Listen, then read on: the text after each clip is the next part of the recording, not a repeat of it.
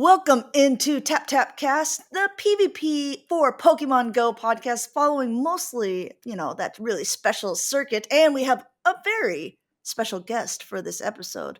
Why don't you tell us all about him, Martine? He played his first championship this weekend and he won it immediately. Whoa! That is crazy, mind blowing, and he did it with a boom.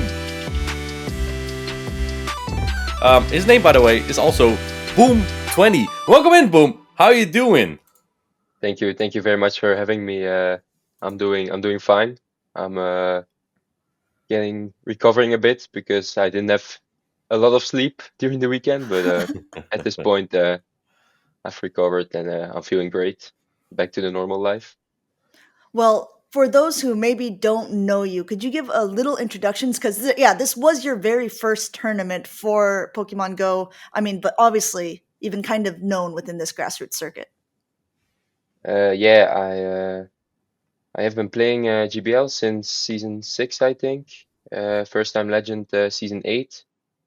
And I've been playing Show 6, Big 3, like Sylph mainly, around that time. I think I started around season 8. It was not the last season, but the one before that. I played pretty heavily. I think I played the entire year and I ended top 25 on the leaderboard. So I have quite a lot of Show 6 experience even before my first play Pokemon tournament, and I've also been playing factions for a long time. I started out with the Belgian Smurfs, Oh, yeah.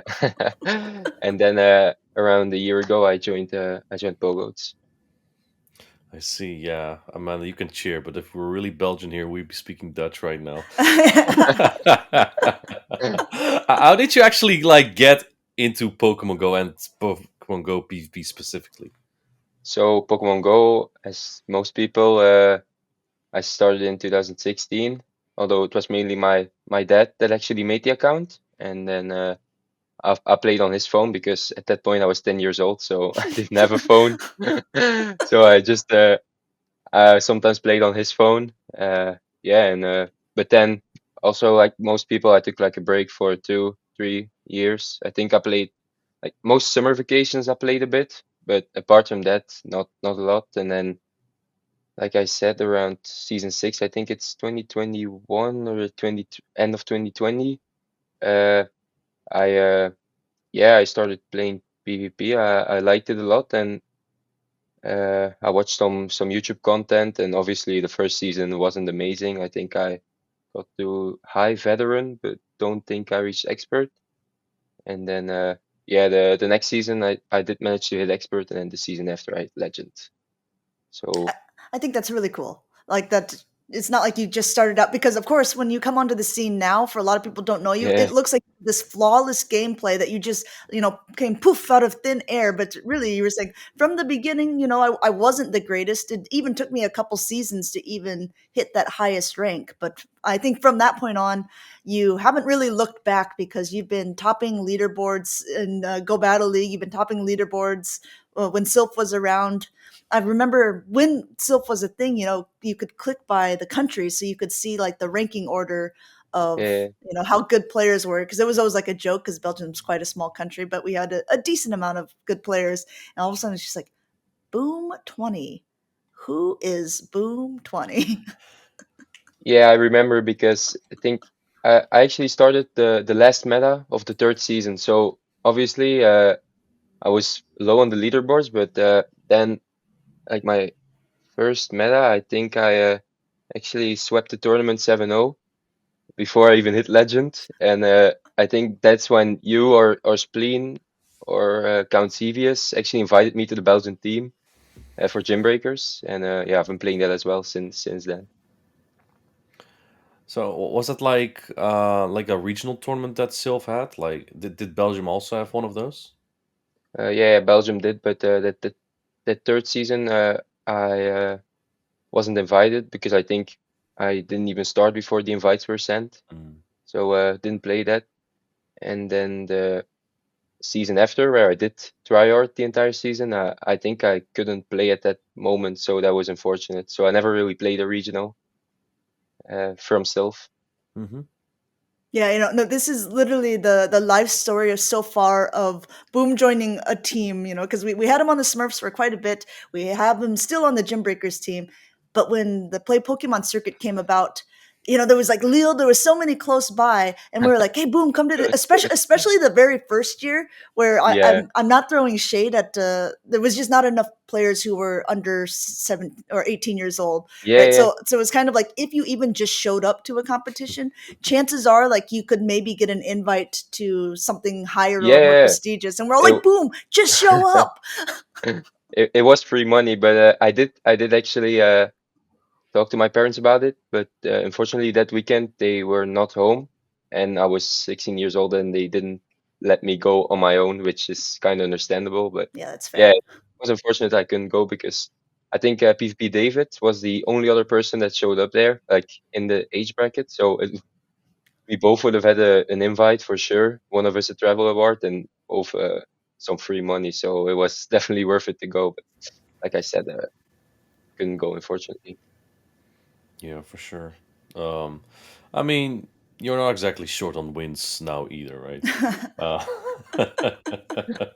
how is how's your future competition looking like? You just swept Liu, right? There's a lot of potential that many players see. I think I said the line. If you don't know Boom yet, you will know him now, like 10 times or something on the Yeah, podcast. I think Oh, Amanda said it a couple of times as well. are we going to see you more often? Utrecht, Uh, maybe? EYC? it honestly, I've nothing planned for now, but I will look into it because obviously I want to continue this streak if possible. But no, I've nothing planned at this point. I'm looking into Stuttgart maybe. But the difficult thing Hmm. is with the studies. I think Utrecht is in Yeah. May, and it's like right before my exams, so that's a tough one. Even though it's pretty easy to get to. Hmm. Uh, but yeah, like I said, I have to look into which regionals I can actually go and which ones I don't. So can't uh, can't confirm anything right now, unfortunately. Yeah, that makes sense.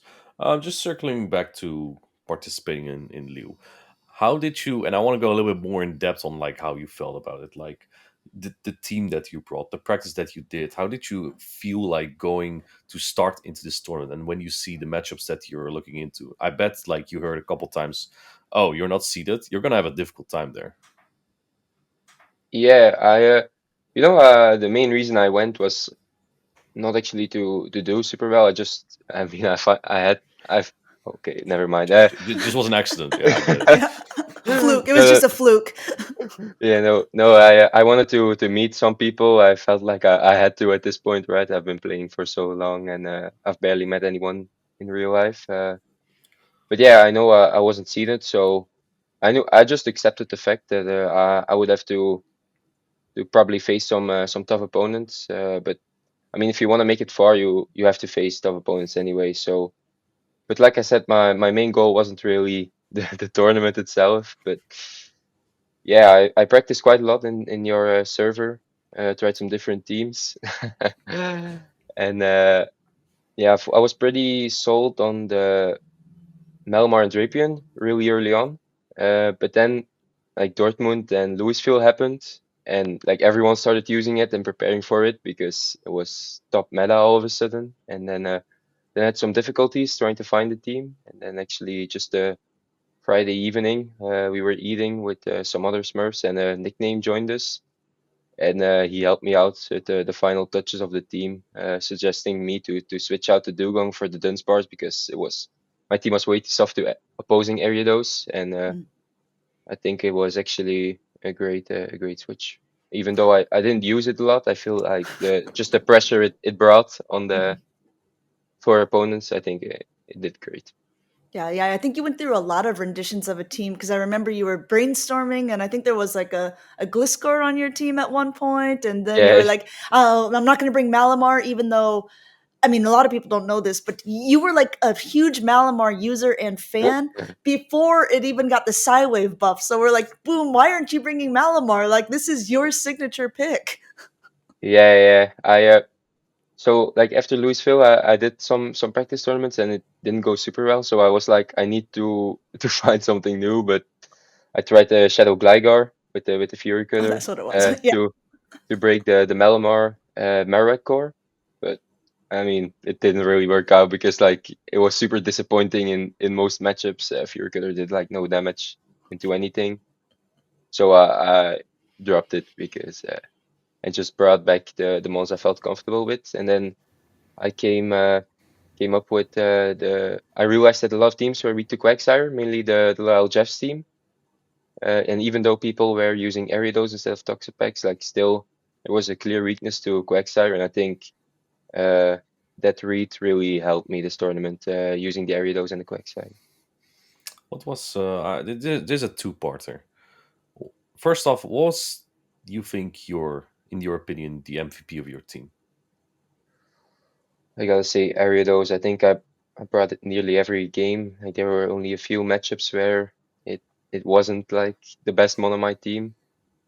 Uh, Yeah, and I think as a close second, it's probably Quagsire and Drapion. Like those two, they all just are really, really saving to most teams. So managed to Hmm. bring them a lot, and yeah, it worked out. We noticed. So in the what I noticed in the semi last battle of the grand finals and the last battle, did you know that that Quagsire on the safe switch would beat the Ariados in the twos if it went straight Trailblaze? I didn't until Friday evening when I tested out my team against Nickname just to like test if it was too soft to Ariados, and then I noticed because uh so I just wanted to make sure like face a really good player like Nickname to test out if he completely destroys me with the Ariados, I know it's way too annoying for my team, and he did. But in one game, he did like the same I did against Colin, Sage with Quagsire, and I noticed he could farm me down. So I did know it at that point that most likely uh, I would be able to do so. Also because I saw that Colin won CMP against Polasha's Ariados, and Polasha won CMP against mine. So that probably meant he had a pretty attack weighted one. So I was banking on the fact that that would be possible. And Colin himself even told me he didn't know that that was possible. Uh, like the first time, the second time, obviously he did because I did the same thing the game after. He still fell for it though. Yeah. Yeah, yeah, but at least that at that point he switched out. Yeah, that would definitely clutch those last two games probably for me. Yeah, I felt like there was a pivotal moments in that grand finals where you're like, I thought like you figured it out in the moment that you're like, wait, if I say switch Quagsire, you go straight Trailblaze. I just farm him down in twos. And Yeah, then you just did it again too. That was like it felt like just like a strategy he would not be able to overcome. Just because if he didn't get like I felt like if you just lead strong into Quagsire and then say switch your Ariados, you would never be able to have a really reliable answer into your Quagsire say switch, right? yeah, exactly. I think I did in practice use sometimes Quagsire Safe Switch, but I really didn't like it against the Zoomeril because Zoomeril can tank to Stone Edge and get the two Hmm. moves.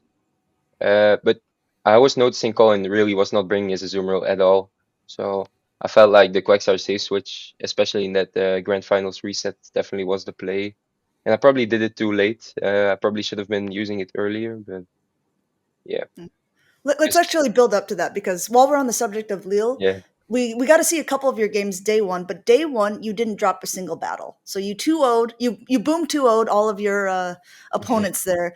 Walk us through who you played against and kind of your thoughts going into this first tournament, because yeah, like Inadequate said, you were not seeded, and since this tournament is put in a way that higher level players or players who have been playing more usually play against newer opponents or people who haven't gained as many championship points. So you had a pretty hard run from the very beginning of the tournament, I would say.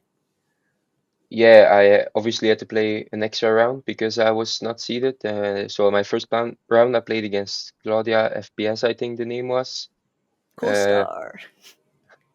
and she her team was pretty weak into against Dunsparce. So that was a pretty, and Melmar as well. So that was a pretty comfortable matchup for me, allowing me to 2-0 there. And then I faced Dana WWW, who is obviously really, really good. That was probably the one I was most afraid of in the group, apart from Emmy Weedle, of course.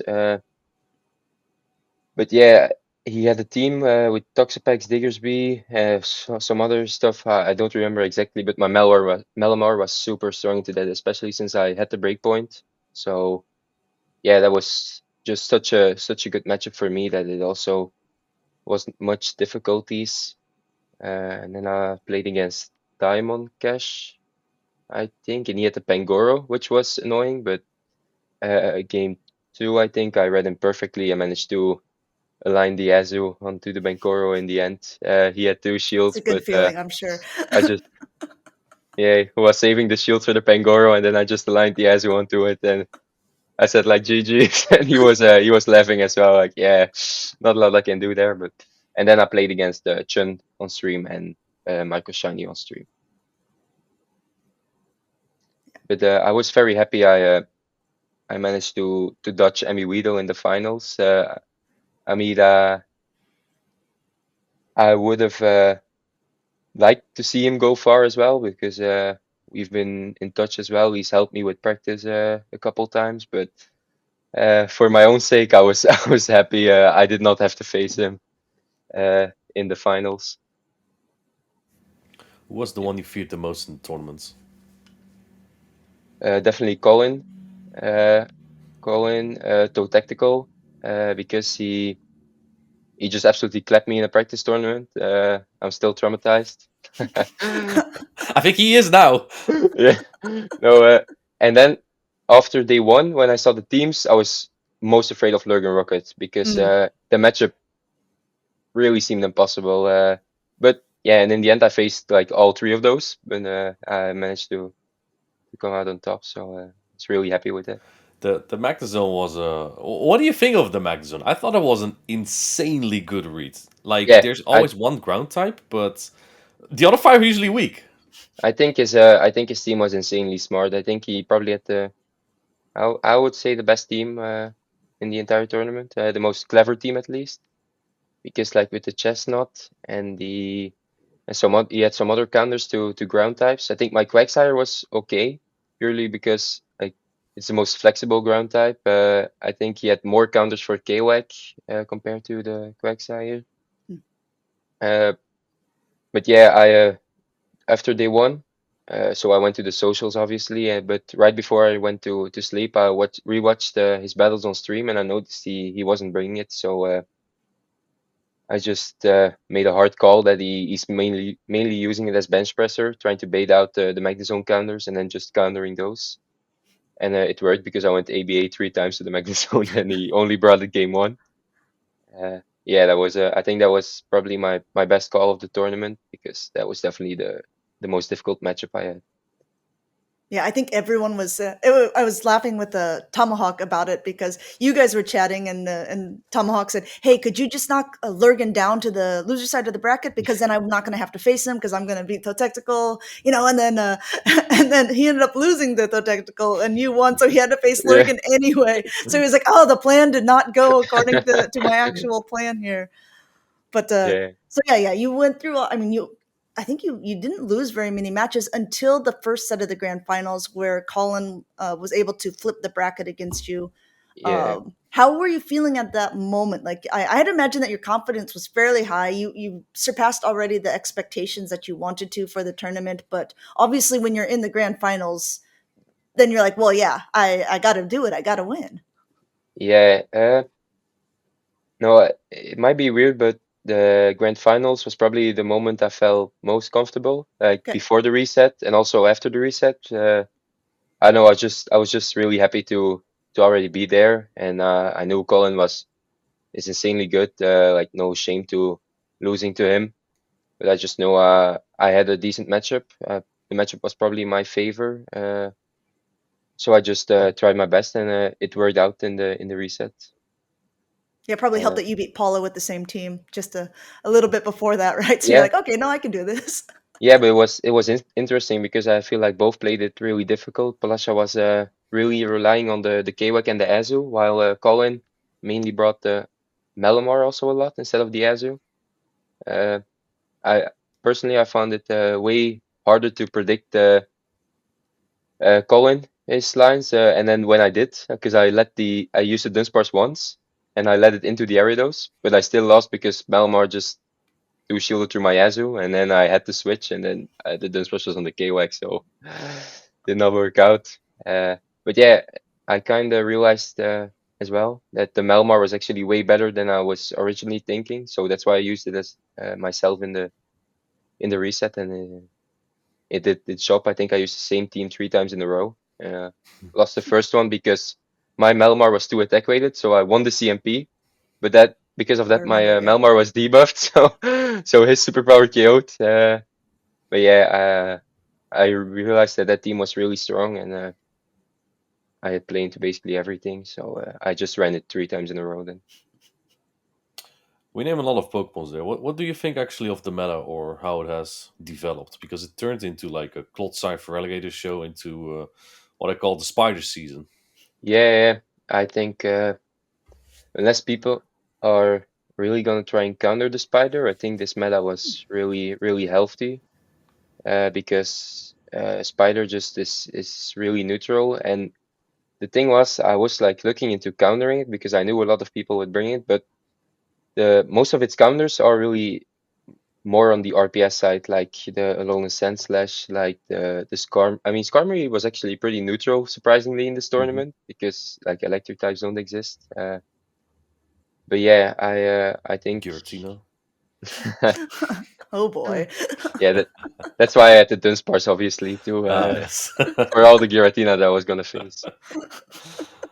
No, I think the meta was really good. I think it was really dominated by energy management. I think like every matchup I had a lot of options. It's not like, oh, those three are clearly my best. I cannot use anything else. But yeah, I really like the meta. Yeah. I Go ahead. feel like I have mixed feelings about it. So the positive is I feel like there's very little what we call RPS, right? There's not really matchups where like, oh, I'm stuck in this, I lose this 100%. On the other hand, you know what I do miss? Like a blast burn from Charizard or something. Yeah, It's just true. lunge and it does 20 to 30%. Um, and it's also not a bad thing per se, right? Because you don't have a lot of baiting or debuff things right now. Especially, look, I cannot express enough how much I dislike Diggersby that's bulky and like Scorching Sand, Yeah, 30% chance with the hundredths of its that it's gonna throw. Um, I totally lost where I wanted to go with this actually. What I that's kind of a thing that I feel like that we kind of miss in this meta. Now I remember where I want to go. How do you feel about that? If you lose, it's impossible to lose like an Azuma, in my opinion. And you know why? If you lead into Ariados, you switch out. Ariados is so quick with getting to an attack and launch you that you're deep after your next matchup, and it just looks hopeless. How do you feel about that? This is a thing now with Ariados being so popular. yeah. Ariados, it's really weak, really hard to lead weak into it because unless you have a Drapion in the back, Hmm. they just like you said lunge and switch. But that's why like every time I did lead weak into it because I think I beat Colin leading Azu into Ariados is I just need to have the Drapion in the back because then I'll pace to the Aqua Tail and at least do like half its HP and then it's Ice Beam range. So then it's doable for later. Uh, but yeah, it's you know the Ariados it reminds me a bit of the Licky Tongue, right? Chip and dip, and then bring in your own Hmm. Ariados. I feel like you did that a lot, but I felt like that was one of the only ways to like deal with it because yeah, the Ariados with the most HP usually wins it unless the other has like a crazy energy lead, but that's usually not the case.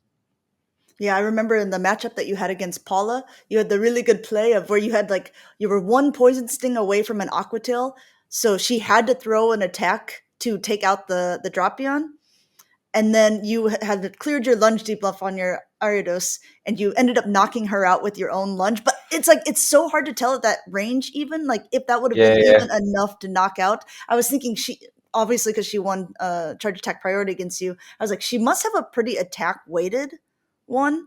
And so maybe that's why she didn't have the bulk because I think if she would have had the bulk to survive it, then you obviously would have lost because she was also very close to getting her own lunge. Yeah, that was really close. But I think that same game, I she caught an aqua tail on her Mm. KWAC.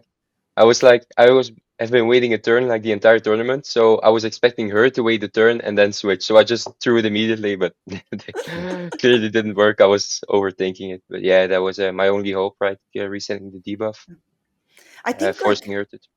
you like this, not even this meta, but this whole new 50-second timer as well really plays into your play style specifically, because if anyone has played against you in the past or knows your picks, you pick really interesting Pokemon that don't have a lot of bulk to it normally, and you're not afraid to let your Pokemon get very low because you have some of the best energy management out of anyone that I know. You know how much you can comfortably tank, and then you will swap out, you've always done it, but now that there's even more flexibility of being able to get out of a bad matchup 10 seconds sooner, it just seems like that it's made you even skyrocket even farther.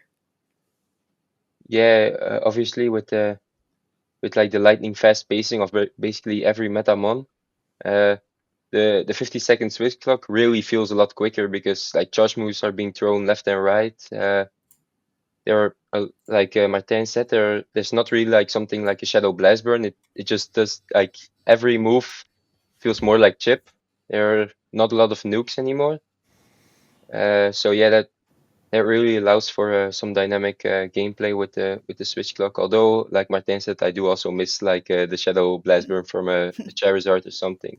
But I remember one time it was one of Martine's practice tournaments, and it was just for some meta that he had picked. Because Martine, you do these ones where it's now we're focusing on this Pokemon as and it was a Mewtwo one, so a Great Yeah, League Mewtwo, Oh, which okay. just hits like a truck but can't take anything at all. And you're playing against Trip Tondo because I was sitting over Trip's shoulder, and it was just the way you maneuvered around that was insane. And I have to wonder if it's just if they can give you any team or any Pokemon to focus on, and you can build a team around it to make it work.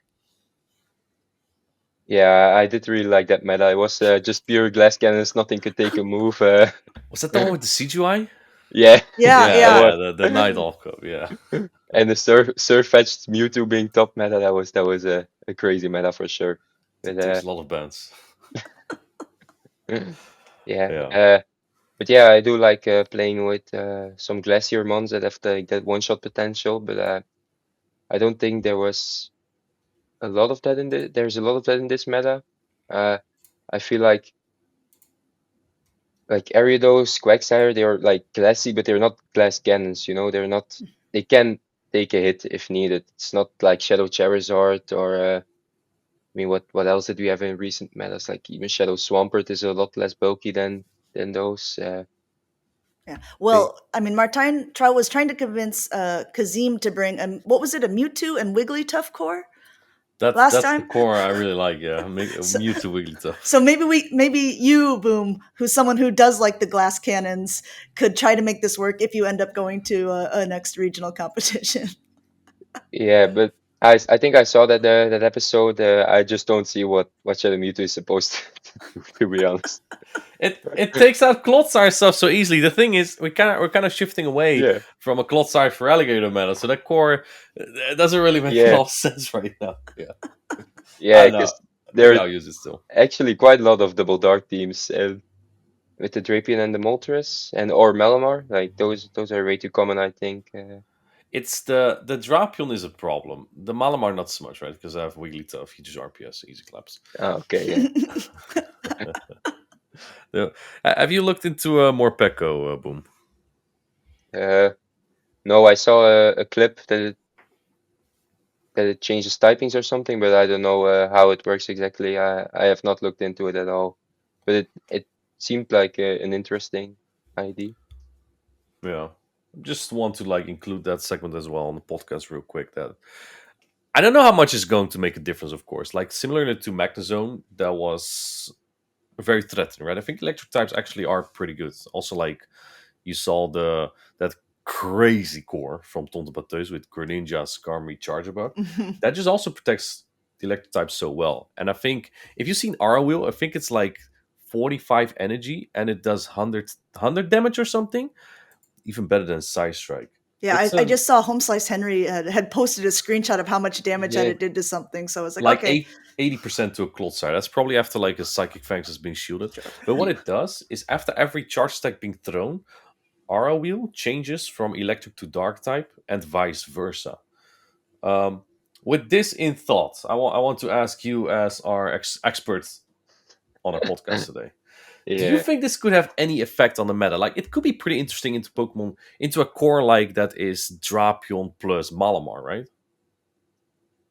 yeah, because it's a electric dark type, right? Correct. Yeah, Yeah, I think my team would actually have quite some issues with it if I don't line it on the Quagsire, and even if I have it on the Quagsire, I assume that like it's it's really gonna hit hard. glassy as well. So even if it's like the dark type aura wheel, it probably still does 80% or even more because it also boosts your attack by one stage, I I think. think Or it has a chance to. oh, Yeah. okay. Uh, Um, but yeah, I think it probably is the best move in the game, and I think its typing might be underrated. Uh, I think it could. I think it could work. I think it's not some dumb spies. I think it's if you build your team around it, it probably you can probably make it work because with the dark typing, you don't take any damage from the sideways or Malamar. You just have to watch mhm. out for the superpower. But I mean, those glassy mons, you kind of want to face something that doesn't have any fast move pressure into you, so Yeah. that you can like set up for a sweep. hmm Uh, Yeah. I just checked. It does 61% to a Quagsire. It's, by the way, a 100% chance to boost your oh, attacks. It's oh actually yeah, geez, okay. crazy. okay, yeah, that is nuts. But it also has 15 on the stat distribution. And to compare, that is about as fragile as like a Galvantula. Um, I don't know if that's going to shape things up, but it could definitely be interesting. And especially because the thing that you also say, it's difficult to farm something down right now. And that's actually why I like the Shadow Mewtwo idea as well. Because if you think of like Poison Sting, doesn't do that much damage. Sidewave resisted, you can have that. I mean, I don't want Mewtwo Malamar, but you Yeah, get the idea that you can yeah, live, yeah. that you can live for a second. Yeah, those glassy mons really only work if there's not a lot of fast move pressure in the meta because like even the slightest bit of it and and your mon is just gone. So, but Do yeah, I either? think I'm sorry, I I was just think gonna that say, do either of you even have a Morpeko on your team though? Because are we gonna see it? You practicing with it at any point? oh, Oh man, I am trying yet again, and I'm not gonna make any promises, but I am trying yet again to make a Giratina team. Oh, And I will pair this with something like a Poliwrath. Amanda, what is the core breaker to those two? It's a going to be Morpeko? more Pico. Well, I guess it won't even get the two charge stacks into yeah, Poliwrath, definitely Yeah, not. yeah, that's probably right. but still, it's kind of foiling my plans. I'm more Yeah, afraid actually of the Rage Fist Annihilate slash Primate. That's actually what I'm really yeah. afraid of. That might be because I believe that the Shadow Primate is able to win the two shields into Azumarill, plus come out with 4 boosts on it. Yeah, Yeah, that's insane. I think Primeape is going to be really good, or at least a really fun pick to bring. But also so versatile on the movesets, right? You have Ice Punch, you have Close Combat. To pair it with Ray Twist because I think Ghost and Fighting is completely unresisted. I mean, either one is gonna hit for neutral, so I feel like you have play into most Yeah. things. There's only one typing that resists this, and we don't have that in the game yet. That's Hisui and Zoroark, which is normal and ghost. Oh yeah, okay. And that's also super fragile, so you probably still like faint to like 2 Rage Fist. Yeah, yeah, because that's it's a really good move, right? 35 energy, 50 damage, Yeah, it's like guaranteed Dragon Claw or attack boost. Breaking Swipe and boosting your attack. Yeah, yeah, it's gonna be a really good sweeper potentially. Yeah, I'll looks definitely great in try the it out booth. in GBL. I don't know how good it'll be in Show 6. GBL, good that you mention it. I saw you're just like me. Never hit rank 1 before, only rank 2. I'm the same. Is that going to be a goal of yours? I don't know. I just play GBL when I feel like it. Usually also not with the most optimal team. I usually mainly play it for fun or if I need charge TMs. Mm-hmm. Uh, but I've hit Legend for the first time. I mean, I was the first one to hit Legend one season, so I kind of do count that as as something number one. But yeah, Yeah. I've never been officially on the Yeah. leaderboard That's as what I was number gonna one. say too. I was gonna say I know that you were the first person to hit legend because there was when that glitch was going on and you couldn't actually claim Yeah, it. So you were just there was this video of you like trying to click for your sets to get the legend yeah, pose. But that was season 16, yeah. was it? 16. It was Yeah. exactly a year ago. So yeah, I it's impressive. usually somehow I always do well around this period because my first time high on leaderboards was uh, August 2 years ago, and then I managed to hit the 38-11 elo. Mhm. I was season 11, I think, and then a year later I managed to hit first legend in season 16, and now a year later I win Lille. So maybe I'll just need to play. I will need to It's play around only this now. time. Yeah. And you after your teammate Wadaj hit one in Baltimore, now you've won in Lille. Nickname came in third Third. Yep. Yeah, in third in Dortmund. Dortmund. I Mhm. mean, I think the Pogoats are making a pretty strong showing so far. I'm going to ask Yeah, the Martine Evil question because your team is like literally a team of youngsters who seem to be doing so well. Who do you think on the Pogoats is the best player? You cannot be diplomatic. You have to name someone. yeah, definitely with Ash. Uh, No hesitation. no, I feel like his run in like around a year ago as well. He was like silver world champion, third in the Play Pokemon World Champion, won NAIC, Hmm. won a regional, I think, right before that as well. I think that run cannot be topped by anyone. And then he stops for 8 months, comes back, wins another regional. I mean, Yeah, yeah, that's true. But It, how many it's times have you clapped him? Let's be honest. I beat him once, I think, in some priced Open Great League tourney. Okay. But I think he clapped me a couple times in practice as well. So Okay, I okay. feel like he has the advantage. I think if we look in at all the matches played. how did you actually end up there? Were you sick of Amanda? Careful, careful. We're Yeah, I losing got him. him. We lost connection. Oh, sorry, Boom. Uh, no, so it was around after I was the first with Legend. I was in the server for quite some time, and yeah, Wudash and nickname actually asked me a couple times before that, but I also always declined because I wanted to stay at the Smurfs. But then I was kind of looking for a new challenge. I wanted to play against the top of the factions, and I felt like Pogots was a good place to do so. In NA though, right? Yeah, Hmm. yeah, and I see. So you don't consider Europe good enough competition. I see how it is. Okay. yeah, it's exactly like that. Definitely. Oh, that's All right. another Evo question because yeah, you do play against a lot of NA battlers, and we just saw you beat all of the EU battlers in Lille. If let's just say Wadaj doesn't go to it since you're so fearful of him, but if you went to a tournament in NA, do you think that you would have as good of run knowing how you kind of have played against opponents in factions and in different show six tournaments? I know that you know a lot of their names. Yeah, I feel like it's hard to say because I don't think I can replicate this run. I feel like I made a good read on the meta with the Quagsire because that was really uncommon, but was really good into basically every team. I think it kind of depends on the meta, and I think I could probably make it. I would feel pretty comfortable making it to day two there. In my opinion, in my honest opinion, I think it's easier to make day two in NA than AU. But I think it might be harder to actually win a tournament in NA because if you looked at the day two in Louisville, that was really, really stacked.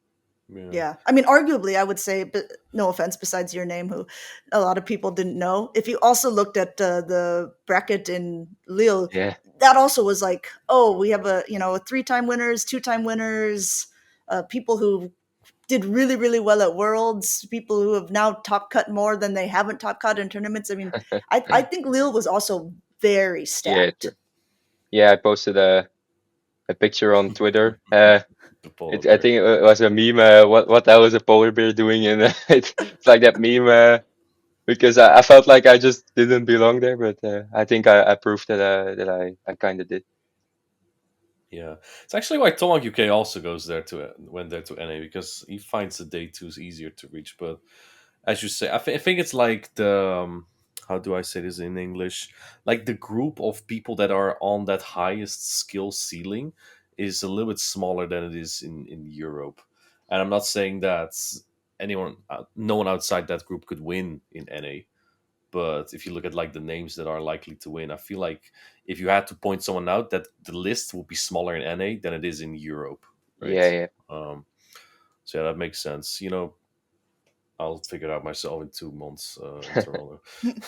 While we're Yeah. talking about Dutch, because you already gave me a little bit of crap about it earlier about how we're not speaking it, but I just want to point out that Flemish is very different than Dutch, and I would like to give just a couple examples of like, if Martijn, if you were to say "I'm tired," how would you say "I'm tired" in Dutch?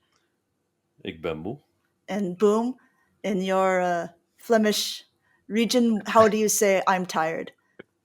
Ik ben moe. No, you don't. You're such a liar. You're such a liar. Got him! You're I such really don't a. know what you're talking about. Oh, really? In Antwerp, they say "semuug." That does not Yeah, but sound like a language. that's more the accent, right?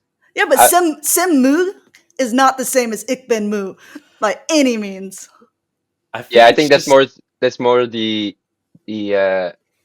dialect that they're Yeah, because yeah, Flemish is a lot. They speak a lot different in different regions because yeah. if you go to like the west of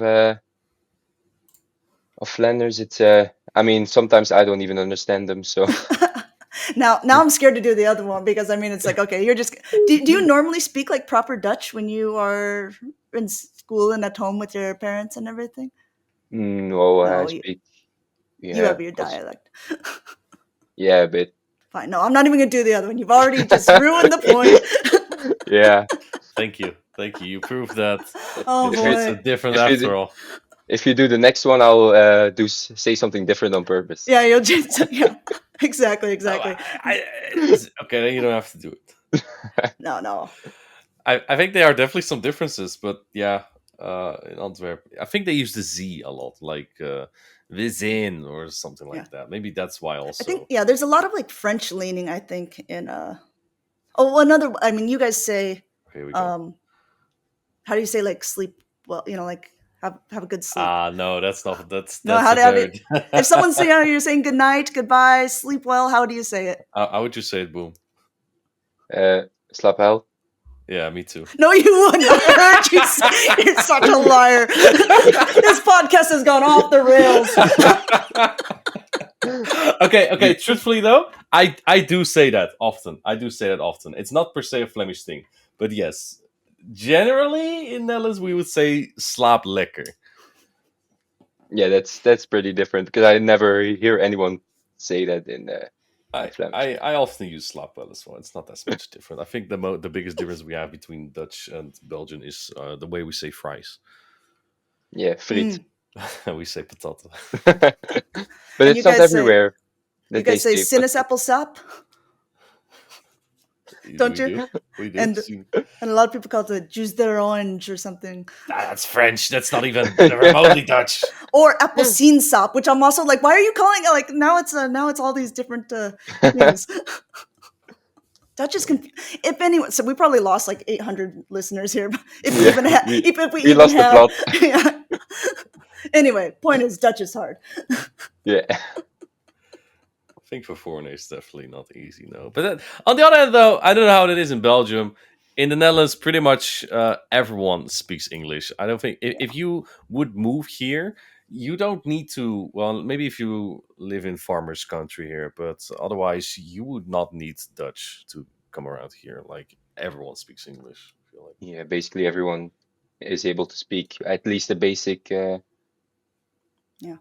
basic Some people are so good at English at a young age that they even can rap really well in English on voice calls while they're uh doing their battles. So yeah, some I people wouldn't are. know who would do anything like that. I was gonna keep it That's off the podcast, but if you're gonna, that's I no, see. crazy.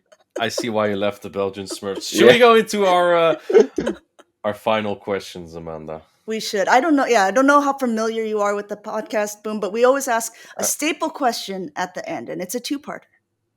You ready yeah, for it? I watched a couple episodes, so I know what's coming. But Okay, so you're already familiar. I'll brush other people up just in case they're not aware. But so the first question is, who in this community do you consider a curb brawler? And this is a person who is maybe not super well known within this PvP scene, but you think that they're really good and that people should keep an eye out for. And who in this community is a champion? And this is someone who's pretty well known already. You think that they have a good shot of winning the world competition. You can say inadequacy. It's allowed. yeah, I assume I can also only say one name. Well, Uh, I mean, we'll be lenient with you. yeah, it's hard. So what was the not so well known called again? Crabrawler. It's like that little Brawler. crabby, fighting guy. Yeah, I would have to say, but I think that one's the most difficult because I know the champion is definitely Wadash in my opinion. No debate. But the Crabrawler has to be. Yeah, that's a tough one. I would like to say someone from Belgium. I think is really doing his best, and I think could definitely make a top cut or make a deep run soon. Is Kufje 0-0. He The has ABA been monster. yeah, he has been That's how I call him. he's been going to quite some tournaments, and he's really trying his best to improve, and I can see him go far. Rumor has it he beat the Inadequents It's in true. a He did. Belgian cup last season. I will never forget how we ran Cresselia with Future Shining Grass Knots and Lantern in the back against my potential Guzzlord, which landed on the Zoomer, of course. Yeah, that was fun. I do think that Kuifje is indeed one of those players that, he could make a deep run. I feel like maybe if he's more aware of his compositions, because he doesn't do that ABA. Sometimes he does actually. He's like, "Oh, I really want to make a coin." I'm like, "Please don't do it. Please don't do it." Yeah, Was- I think yeah. I So think go he ahead. sometimes also tries to overcook with his teams. Yeah, Because I know he brought Registeel to this tournament, and uh, it was good into my team. We practiced before, and he actually beat me pretty comfortably. But I feel like it was still a tough pick to bring. But yeah. he always uses some interesting picks, to say the least. Amanda, can you pronounce that name one more time? That's what I was just gonna say. Kalfia. No, Yeah, no, is it? No, it's somewhat cafe. Kufja. Think, See, yeah, okay, but that's also the thing for actual people who live outside of the Belgium and the Netherlands. Kufja is the name of Tintin, the cartoon character, and he Yeah. thinks that they have similar hair, and that's why he picked that name. Also, on the subject of name, everyone, I was like reading the chat afterwards, and there was a lot of confusion because they're like, "Oh, they keep calling him Boom, but isn't it Boem?" And like one time, I was talking with your teammate Elite about something, and I was like, "Oh, what did Boom say about something or other?" And he had no idea who I was talking about, and I said, "Your teammate Boom?" And he said, "Oh, I've always just been saying it Boem." Because Dutch is hard once again, Yeah. and the O and the E together make an ooh sound. So Yeah. This my name is basically the Dutch translation for boom in English, so it is pronounced boom. But if someone says boom, I don't blame him. it's just we everyone uses the correct French and Spanish pronunciation for their words, but when it comes to Dutch, we have to use all the English pronunciations on our words. well, you want to know why? It's because you put weird letters together that shouldn't go next to each other and sound like that. Like The an French like an don't I, pronounce half I their and letters. an I and a J together. When does that go together? How does that make an? In Dutch, it does. It's not English. The French don't pronounce half their letters. It's true. The Spanish changed their V into a B. It's just cultural things. Do you know That's what's easy fine. about it is that Belgium's so small and the Netherlands is so small. So I feel like I can make these statements because you can't say anything bad about the French or the Spanish because there's a lot of them and they're going to gang up on me otherwise. Oh yeah, it's not like Americans are being made fun of all the time. Yeah, I'm gonna have all my backings, all my people behind me. I just around the pronunciation thing. I also have that with Snillman because He often asks if I can cast his spells because I'm the only one who can Yeah, pronounce it. I just listen on. I don't even try. I know that it's a translation of snowman, so we just call him Yeah. snowman because it's Yeah. you. Honestly, I think that's the Yeah, best way to do it because, like, yeah, if you butcher or you try to pronounce it and it butchers like Snowman or yeah, something, that goes nowhere. But Snowman at least is the literal translation. Yeah. yeah, yeah, that yeah, has to be one of the hardest part I think of casting. Like some of these names that are in native languages, yeah, yeah. it's definitely not easy. I Oh screwed yeah. up a reiki last time too, and I was like, crap. I was like, I even said it. I was like, oh gosh, I don't know how to say his name. What was it? I said Araki. Yeah, it's basically it's a reiki. Yeah, yeah. So it's good. Yeah, yeah. Yeah, just You did being well. being. Yeah, I'm aware that like not everything is pronounced English. Remember. Yeah, Yeah, yeah. Like this. Yeah, no, English pronunciation is often quite bad and confusing because, but I mean, Boom's been calling it Louisville, and I haven't corrected him. wait, what's the correct pronunciation? It's more like Louisville or like some people Oh, call it Louisville, but then the people that are native from that area don't like that. They think that's okay, wrong. okay. If I you didn't know that. tell Ross RBH, if you ever see him in Twitch streams, he will definitely agree with you on Louisville. He will like that a lot. Yeah, All right. it's one way to make friends with him. Hmm. Well, it's been such a pleasure having you on. It was Yeah, yeah, actually a really cool face reveal because though we've been friends and teammates for a couple of years, Lille was the first time that we actually got to see each other face to face. So I think yeah, that was really cool. yeah. Because a lot of the Belgian people were there, so it was. I chose a good tournament to go to meet a lot of people. I was really happy. Yeah, I hope you can make more of them work. Hopefully, not the ones I'm competing in, but I'll have to take it, I guess, if I lose. Maybe win. I I don't know. mean, I've already beaten the best and the second best Dutch player, so I'm Ooh. not worried about the third. This is unbelievable. The shade that I'm always getting. This is In actually fact, now I invite you to come to Stuttgart. this is going to be the clip. You know, there's always a social clip. That's going to be the clip. Unbelievable. I was hoping that Tho would like go with it as well in the interview, but he spared me. Last time I did, he said like, "Oh, it's certainly not you." Oh, Yeah. but yeah, I think that's going to wrap it up. Do you have any last things you want to say to anyone, Boom, before we kind of cut it? No, I think I've said everything I wanted. Uh, I really appreciate you inviting me over here. Had a good time, and yeah, I'm just really happy I won Lille. I never expected it, but yeah, here we are. Yeah, we're happy for you too. Yeah, Thanks, again, thanks. congratulations, and of course, thanks for coming on with us. Yeah. And for those listening, we normally put these out on Thursdays. We're not always most consistent. I mean, Lyle Jeffs won the weekend before, but we've already interviewed him. So, you know, we didn't go into that. But stay tuned, guys. We're still here. We're still here on the Tap Tap Cast. We're still relevant. We're still relevant. Goodbye. See ya. Dewey.